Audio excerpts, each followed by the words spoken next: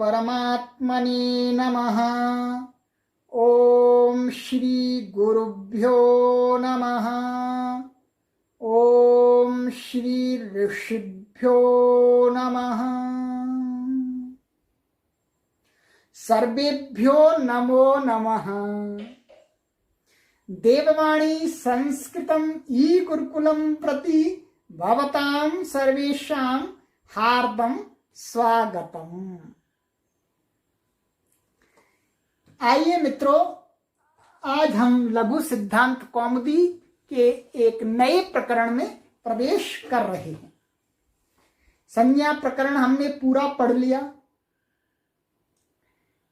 अच संधि प्रकरण पूरा पढ़ दिया।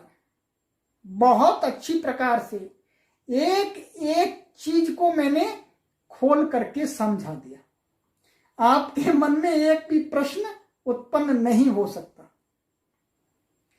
और हल संधि प्रकरण भी बहुत ही विस्तार रूप से पढ़ा दिया।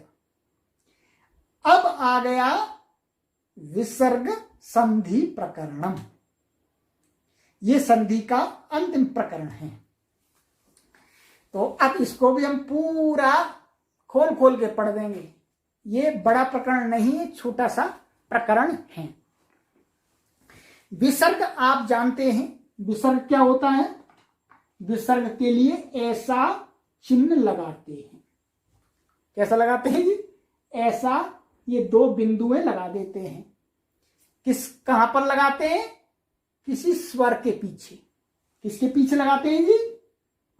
स्वर। हल के पीछे नहीं लगता जी, नहीं, हल के पीछे मत लगा देना आप कहीं, स्वर के पीछे लगता है। स्वर मीन्स ये आ और ई, इन आदि के पीछे लगता है। तो ये विसर्ग है, ठीक है, ये विसर्ग है। तो अब इसी से संबंधित चीज बताई जाएंगी। तो ये विसर्ग क्या है, पहले हम यहीं पर समझ लेते हैं, फिर आचार्य वरदराज महाराज जी के अनुसार पढ़ेंगे। ये जो विसर्ग है, ये विसर्ग का जो मूल है ना, विसर्ग अर्थात ऐसा एक रेफ होता है, उसको विसर्ग बनता है। क्या बनता है? विसर्ग। और ऐसे क्रम चलता है, ठीक है, ऐसे ऐसे, और ये और ये जो रेप होता है प्रायः करके, ये कुछ जगह को छोड़ करके ये जो रेप है वो सको होता है, ठीक है। ये सको होता है, ये सको रेप होता है और रेप को विसर्ग हो जाता है। ऐसे क्रम चलता है जी। ये जो बात बता रहा हूं, ये अधिकतर 99.9% यही प्रोसीजर होता है। सा आता है, सु प्रत्यय होता है मोस्टली, तो उस सु का स बचता है, फिर स को फिर रू हो जाता है, रू का र बचता है, फिर इस रेप को विसर्ग हो जाता है, ठीक है। तो इससे ही संबंधी बातें यहाँ विसर्ग संधि के अंतर्गत बताई जाएंगी। ये मैंने आपकी इसके लिए भूमिका बना दी, जिससे आपको समझ में आ जाएगी ये विसर्ग है क्या समस्या। तो अब आप समझ जाएंगे, अच्छा ये विसर्ग की उत्पत्ति यहां से हो रही है जी, सा से रेप, रेप से विसर्ग, ठीक है। फिर क्या है, इस विसर्ग से फिर दोबारा सा आ जाते हैं कभी। ये भी है, इस विसर्ग को दोबारा भी सा कर देते हैं, वो आगे इसमें देखेंगे। तो ये मैंने थोड़ा सा आपको विसर्ग संबंधी संधि में बता दिया। और संधि का अर्थ हमने बताया है कि विसर्ग में कोई रूपांतरण होना, क्या होना? रूपांतरण होना, विसर्ग बनना, अथवा विसर्ग को कुछ विकार होना, बस यही विसर्ग संधि है। तो अब आ जाइएगा, आचार्य वरदराज महाराज जी अपने विद्यार्थियों को कहते हैं, चलो जी महर्षि पाणिनि के पास में चलते हैं, उन्हीं को पूछेंगे जी कि आप हमको जो साहित्य में अधिक प्रयुक्त विसर्ग संधियां हैं ना, उनके विषय में आप बतला दो जी महाराज जी, आपकी कृपा होगी। तो विद्यार्थी चल पड़े, मैं आचार्य वरदराज जी के साथ में पीछे पीछे, और आज महर्षि पाणिनि जी को पूछा, गुरु जी बताओ तो आचार्य पाणिनि जी ने बोला उसको आचार्य वरदराज महाराज जी ने हमें बताया। कहते हैं लघु सिद्धांत कौमुदी सूत्र संख्या 103 विसर्जनीयस्य सह अष्टाध्यायी के 8वें अध्याय के 3रे पाद का 34वां सूत्र। पदच्छेद बड़ी सर्जरी नहीं है, कुछ है ही सरल है। विसर्जनीयस्य षष्ठी विभक्ति एक वचनान्तम सह प्रथमा विभक्ति एक वचनान्तम। सरल है पूरा, कोई परेशानी नहीं है।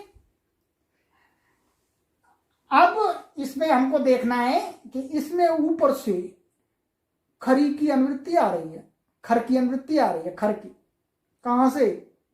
खरवसान योर विसर्जनीय, वहां से खर ले आएगी। खर वहां सप्तमी अर्थ में था तो खर आ गया तो खर इसके अर्थ में जुड़ जाएगा जी। कहेगा जी हम आपकी सहायता करते हैं थोड़ी सी, तो ये कहते हैं ठीक है जी करो। तो आचार्य वरदराज महाराज जी इसका अर्थ कहते हैं खरी। लो जी इतना कह दिया उन्होंने महाराज जी ने, खरी बस।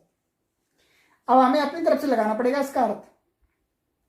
कहना पड़ेगा खरी परतः विसर्जनीयस्य सह भवति। क्या अर्थ लगाना पड़ेगा? अब ये हमारा अर्थ इसमें आपके लिए खरी परतः विसर्जनीयस्य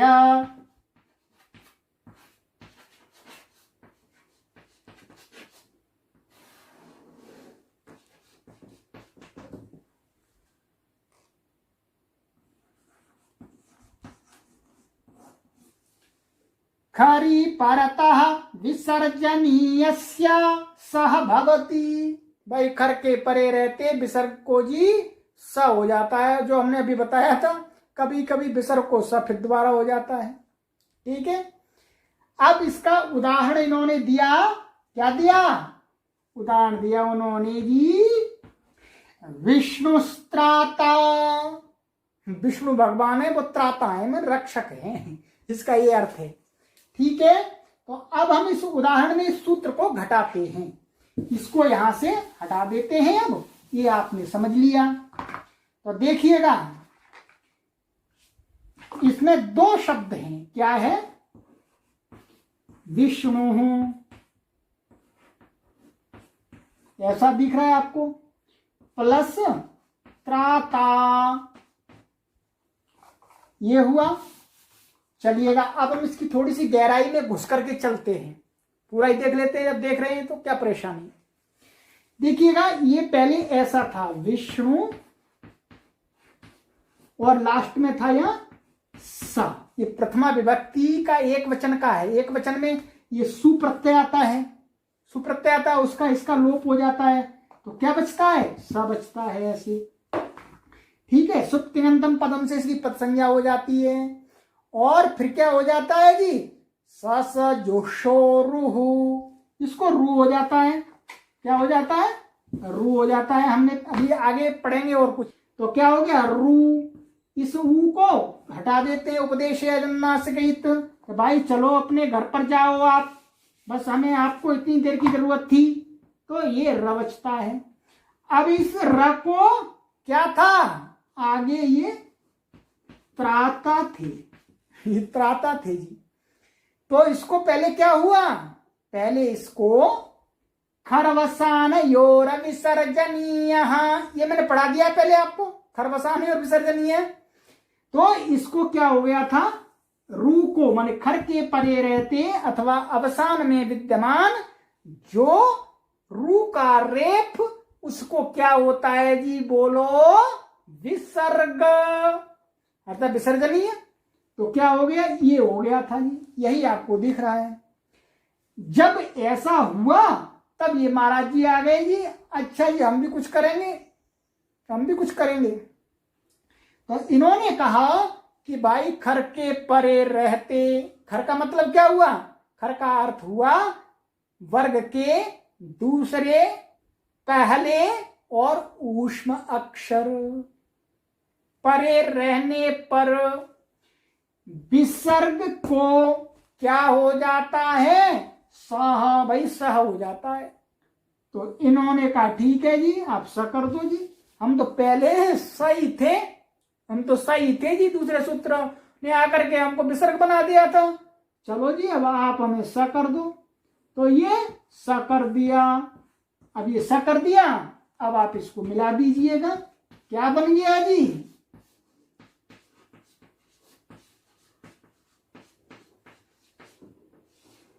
विष्णुस्त्राता बन गया जी, बन गया विष्णुस्त्राता। अब क्या परेशानी है जी? भगवान रक्षक हैं, बस जी बन गया। तो इसका प्रयोजन घट गया। ये सूत्र बहुत ही महत्वपूर्ण सूत्र है, आपको अच्छी प्रकार से समझना है। ये अधिकतर लगेगा, अधिकतर लगेगा, ठीक है। चलिएगा, तो आचार्य वरदराज जी के विद्यार्थी बोले गुरुजी ठीक है जी, इसके आगे और भी कुछ है क्या? तो गुरुजी बोले है। चलिएगा, महर्षि पाणिनि जी ने हमें बताया है। क्या बताया है? तो कहते हैं कौमुदी सूत्र संख्या 104 वाशरी 8वें अध्याय के तीसरे पाद का 36वां सूत्र। पदच्छेद वा अव्यय पदम शरी सप्तमी विभक्ति एक वचनांतम। अर्थ, अर्थ को अभी रुक जाओ, पहले बाद में देखेंगे। तो ठीक है, समझ में आ गया। वाह ये अव्यय पद है, वाह का अर्थ होता है विकल्प, ऑप्शनल। और शरी ये शर प्रत्याहार है। शर प्रत्याहार के अंतर्गत क्या आता है जी?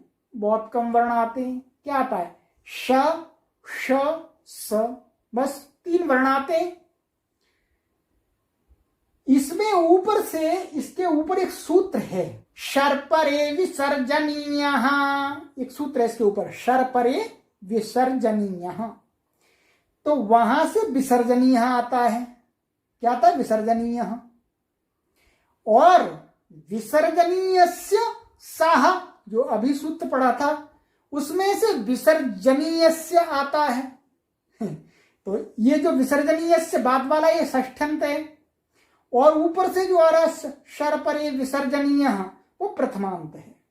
ठीक है, ये दोनों पद मिलाकर के इसका अर्थ आचार्य वरदराज महाराज जी ने बताया, उसको देखते हैं। देखिएगा, अर्थ शरी विसर्गस्य विसर्गो वा। लो जी, विसर्जनीय से सह से क्या प्राप्त था? सह, क्योंकि ये शर है। शर प्रत्याहार के अंतर्गत जो वर्ण आते हैं वो खर में ही आ जाते हैं, खर में आ जाते हैं। तो विसर्जनीय से सह में क्या था? खरी परतः। तो खर के अंतर्गत ये भी आ रहे थे शर। तो शर को भी नित्य विसर्ग को सह प्राप्त था, परंतु महर्षि पाणिनि ने सोचा कि भाई शर में जो श, श, स इनके परे रहते तो विसर्ग को विकल्प से होता है जी। इसलिए उन्होंने क्या कहा जी? उन्होंने कहा ऐसा कीजिएगा, खर में जो शर हैं, खर प्रत्याहारांतर्गत वर्णों में जो शर वर्ण हैं, माने श, श, स, उनके परे रहते तो जो विसर्ग है उसको दोबारा विकल्प से विसर्ग हो जाता है। दोबारा विकल्प से विसर्ग हो जाता है, अर्थात एक पक्ष में विसर्जनीय से सह से सह हो जाता है। ये अर्थ है इसका। ठीक है, तो एक विसर्जनीय ऊपर से आ रहा था और एक विसर्जनीय से आ रहा था, तो विसर्ग को ही पुनः विकल्प से विसर्ग कर दिया। तो जिस पक्ष में कर दिया उस पक्ष में तो विसर्जनीय से सह नहीं लगेंगे, और जिस पक्ष में नहीं किया जी उस पक्ष में वो महाराज जी स कर देंगे। चलो जी स कर देते हैं। तो इसके उदाहरण देखिएगा, हरिष्येते, हरिष्येते, सरल है, कोई परेशानी नहीं, सरल है। तो अब देखिएगा, अब हम उदाहरणों को लेते हैं, इसको हटा देते हैं। ये समझ में आ गया हमारे, ये अर्थ हटा देते हैं। आ जाइएगा। अब देखिएगा इसकी क्या स्थिति है, वही सारी स्थिति है पूरी की पूरी। ये सा है, सा को क्या हुआ, रू, रू का र चला गया, क्या बचा र, और र को ये खर परे है आगे, तो खर वसाने और विसर्जनीय से क्या हो गया जी, इसको हो गया विसर्ग। तो क्या बन गया, हरि ही। ठीक है जी। आगे ये क्या है, शेते क्रियापद है, हरि सोते हैं हरि सोते हैं। तो ये क्या है, अब इसमें पहले कौन सा सूत्र लगा, विसर्जनीय सहा, लगने लगा जी, लगने लगा, क्योंकि उसने यही कहा था कि विसर्ग को खर के परे रहते स हो जाता है जी, या खर है, ये खर के अंतर्गत आता है स, और ये विसर्ग महाराज जी है, तो इनको सा करने लगे। तो तब तक दौड़ते दौड़ते वाशरी महाराज जी आ गई है। ये वाशरी महाराज जी आए और बोले भाई ठहरो जी ठहरो, पहले हमें करने तो बाद में आप करना, आपके लिए तो बहुत एरिया पड़ी हुई है, मैं तो केवल शर में काम करूंगा। शर का मतलब श।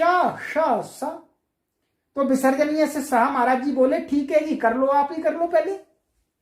तो इन्होंने कहा जी यदि शर प्रत्याहारांतर्गत वर्ण यदि बाद में है तो विसर्ग को पुनः विकल्प से विसर्ग हो जाता है। तो विसर्ग को विसर्ग कर दिया, ये विसर्ग रह गया। ठीक है, ये बन गया आपका। ठीक है, अब दूसरे पक्ष में ये है हमारे पास में हरि और शेते। अब यहां पर इनका काम नहीं है। अब दूसरे महाराज जी है विसर्जनीय से सहा, वो बोले चलो जी अब हम करते हैं, अब तो करने दो हमको। तो इन्होंने कहा ठीक है करो। तो उन्होंने क्या कहा, विसर्जनीय सहा खरी परतः। तो खर परे है, इसको विसर्ग को क्या हो गया जी, स, ऐसा हो गया जी। ठीक है जी, सरल है, कोई परेशानी नहीं है। अच्छा जी, जब इन्होंने इतना कर दिया तो एक सूत्र और महाराज जी दौड़ते दौड़ते आ गए पीछे से।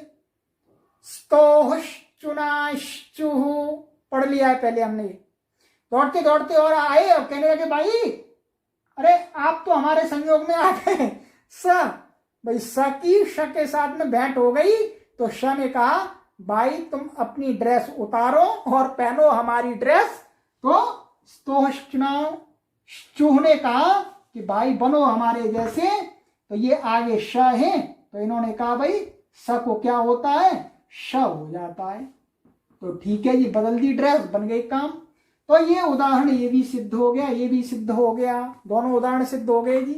कोई परेशानी तो नहीं है आपको, कोई परेशानी नहीं है। तो आज की कक्षा में हम विसर्ग संधि संबंधी इन दो सूत्रों को पढ़ करके ही विराम लेते हैं। आगे की कक्षाओं में जल्दी से हम विसर्ग संधि को समाप्त करके फिर नए प्रकरण में छलांग लगाएंगे। लंबा प्रकरण है, फिर आनंद और लेंगे, नई नई चीजों को समझते जाएंगे। बहुत कुछ आपने समझ लिया, बहुत कुछ।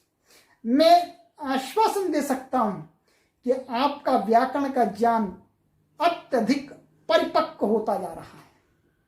जब आप आगे के ग्रंथ पढ़ेंगे तो आपको भली भांति उन ग्रंथों का बोध होगा। चलिएगा, इतना ही कहते हुए अपनी वाणी को विराम देते हैं। अस्तु सर्वेभ्यो नमो नमः।